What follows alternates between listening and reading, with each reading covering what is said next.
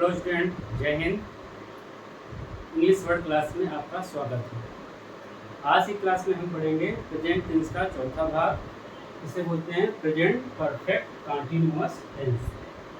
क्या बोलते हैं? Present perfect continuous tense. ये प्रेजेंट टेंस का चौथा भाग है। इसको हिंदी में बोलते हैं पूर्ण जारी वर्तमान काल। ठीक है।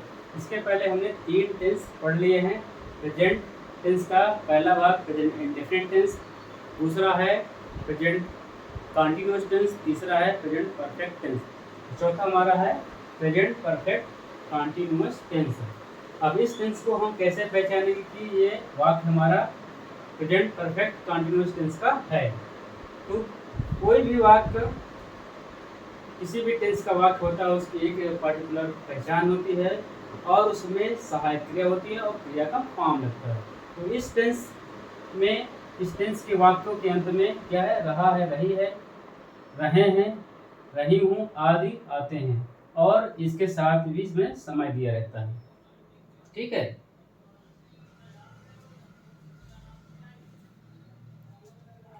क्या दिया रहता है? समय भी दिया रहता है।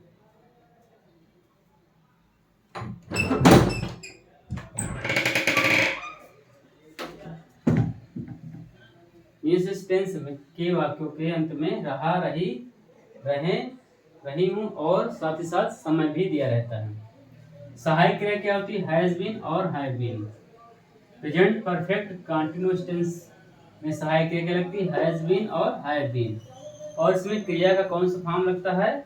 क्रिया का चौथा फॉर्म, चौथा रूप, उसको V4 हम से इंडिकेट कर सकते हैं या क्रिया के फर्स्ट फॉर्म में ING। ठीक है। तो ये इस टेंस की क्या होगी? पहचान होगी। क्या है? Present perfect continuous tense. रहा, रही हूँ आता है जैसे प्रेजेंट आपका कंटीन्यूअस टेंस में। और इसमें एक और होता है, क्या होता है? काम के जारी रहने का समय भी दिया रहता है। जैसे वह 2 घंटे से खेल रहा है, वो 4 घंटे से पढ़ रहा है, वो सुबह से नहा रहा है, काम कर रहा है। इस टाइप के सेंटेंस जो आएंगे वो हमारा प्रेजेंट परफेक्ट कंटीन्यूअस टेंस का होगा। ठीक है। अब कोई भी टेंस हमारा है तो उसमें तीन प्रकार के सेंटेंस होते हैं। सिंपल, नेगेटिव, इंट्रोगेटिव और इंट्रोगेटिव प्लस नेगेटिव। ठीक है। तो सबसे पहले हम पढ़ते हैं इस टेंस का सिंपल सेंटेंस। सिंपल सेंटेंस के वाक्यों का हम कैसे अनुवाद करेंगे, उसका नियम और उसके एग्जाम्पल देखते हैं। तो आपने इसका पहचान नोट कर लिए होंगे।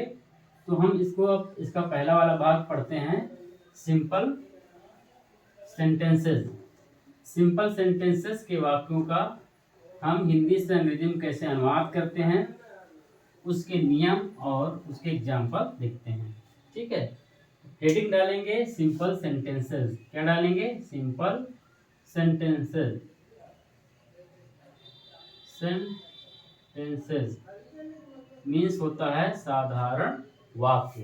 क्या होता है? साधारण वाक्य। अब अनुवाद करने के नियम। अनुवाद करने के नियम। ठीक है। यदि वाक्य हमारा सिंपल सेंटेंस होगा तो अनुवाद करने के नियम क्या होगा? तो सबसे पहले हम क्या लिखते हैं? सब्जेक्ट ही लिखते हैं। सब्जेक्ट मतलब कर्ता हो गया हमारा। फिर सहायक क्रिया इस टेंस की क्या है हमारी? हैज बीन और हैव बीन। ठीक है। क्या है? हैज बीन और हैव बीन। ठीक। फिर क्या लिखेंगे हम? इसके बाद क्रिया का फोर्थ फॉर्म V4 कर सकते हैं या क्रिया के फर्स्ट फॉर्म में ING। फिर इसके बाद क्या लिखेंगे हम? ऑब्जेक्ट। क्या लिखेंगे? ऑब्जेक्ट। ऑब्जेक्ट। इसके बाद समय के लिए हम सिंस या फॉर का इस्तेमाल करते हैं। फॉर ऑब्लिक सिंस आएगा। फिर इसके बाद टाइम देगा। ठीक है। फिर ETC जो भी हो। ये हमारा अनुवाद करने का नियम हो गया। मीन्स सबसे पहले सब्जेक्ट लिखेंगे, मतलब कर्ता, सहायक क्रिया हैज बीन या हैव बीन, क्रिया का फोर्थ फॉर्म या क्रिया के फर्स्ट फॉर्म में आईएनजी, फिर ऑब्जेक्ट, फिर फॉर या सिंस लिखते हैं, फिर टाइम, फिर ईटीसी। ठीक है, ये हमारा अनुवाद करने का नियम हो गया। अब एग्जाम्पल से समझते हैं। जैसे एग्जाम्पल, मैं 2 घंटे से अखबार पढ़ रहा हूँ। मैं 2 घंटे से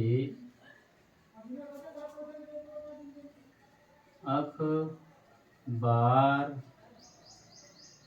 पढ़ रहा हूँ।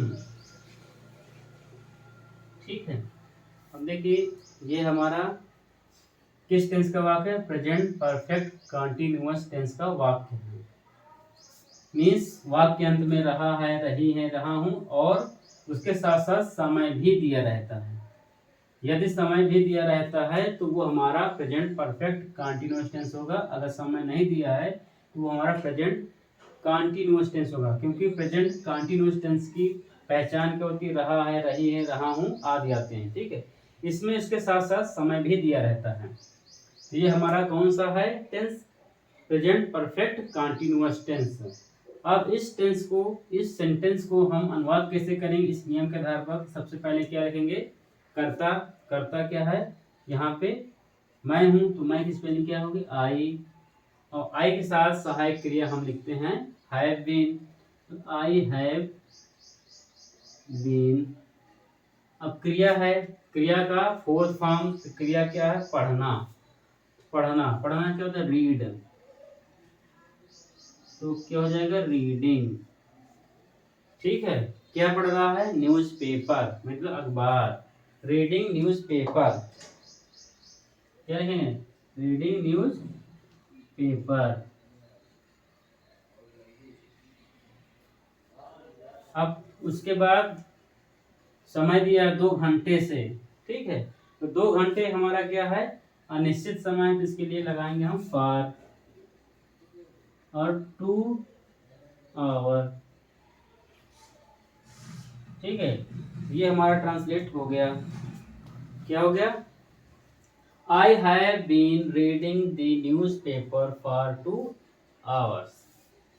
ठीक है, अब आप ये जो फॉर और सिंस लिखा है, ठीक है, इसको नोट करा के भी लिखाएंगे। फॉर जो हमारा लगाया जाता है यदि समय अनिश्चित होता है। अनिश्चित मीन्स जहाँ पे समय निश्चित ना हो। जैसे 2 घंटे दिया है तो ये समय निश्चित नहीं है कि 2 घंटे से, कि 3 घंटे से, कि 1 घंटे में। निश्चित क्या होगा? जैसे आप कह दीजिए 2 बजे से, 6 बजे से, 4 बजे से, या सुबह से, या सोमवार से, या कोई डेट से, जैसे 22 जनवरी से, कोई 26, ये सब डेट क्या है? निश्चित है। तो निश्चित समय आएगा तो हम सिंस का इस्तेमाल करेंगे, और अनिश्चित समय आएगा जैसे बोले कि 2 दिनों से, 4 हफ्तों से, 1 साल से, तो ये सब क्या है? अनिश्चित है। ठीक है, तो इस टाइप के हमारे जो सेंटेंस हैं ऐसे अनुवाद करेंगे। दूसरा एग्जांपल देखते हैं।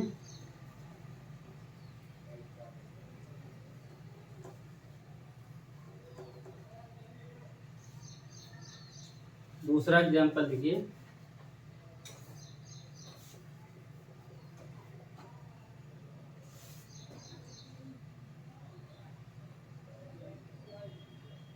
जैसे देखिए, मंगलवार से वर्षा हो रही है। मंगलवार से वर्षा हो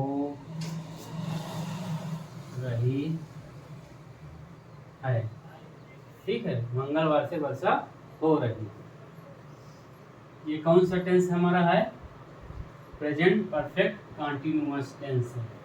हो मतलब रही है, रहा है, और इसमें समय दिया है मंगलवार से, इस समय दिया है। ठीक है, कौन सा टेंस है हमारा? Present perfect continuous tense. अब इसमें एग्जांपल देखिए, कहीं कर्ता नहीं दिया गया है। ठीक है, कर्ता नहीं दिया। क्या कह रहा है कि मंगलवार को वर्षा हो रही है। वर्षा मतलब पानी बरस रहा है। तो जब ऐसे बात आते हैं जहाँ पे समय मौसम को दर्शाता है तो वहाँ पे हम किसका इस्तेमाल करते हैं, इट का प्रयोग करते हैं। किसका प्रयोग करेंगे, इट का। ठीक है, तो क्या लिखेंगे, इट, फिर has been, it has been. वर्षा होना क्या होता है, raining, it has been raining. अब इसमें दिया मंगलवार से। ठीक है, तो मंगलवार क्या हमारा है, निश्चित समय, क्योंकि सप्ताह में मंगलवार एक ही दिन आएगा, इसलिए क्या है, ये निश्चित है। क्या लिखेंगे, सिंस ट्यूसडे, सिंस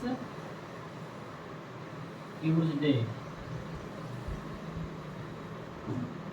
ये हमारा अनुमान हो गया। It has been raining since Tuesday. ठीक है, अब यहाँ पे कर्ता नहीं है, मीन्स जैसे बोलो मंगलवार से वर्षा हो रही, तो यहाँ कोई कर्ता समझ नहीं आ रहा है। ठीक है, इस इट का प्रयोग कब होता है, जब हम समय, दिन आदि का योग करते हैं, इसके बारे में बात करते हैं, तो इट का प्रयोग होता है। जैसे बोले आज सोमवार है, ठीक है, आज संडे है, तो क्या करेंगे, इट इज संडे। तो ये प्रेजेंट परफेक्ट टेंस का सिंपल सेंटेंस हो गया है। ठीक, इसके बाद हम पढ़ेंगे इसका नेगेटिव और इंट्रोगेटिव। तो आज की क्लास में हम आज इतना ही पढ़ेंगे। थैंक यू क्लास, मिलते हैं नेक्स्ट क्लास में। ओके।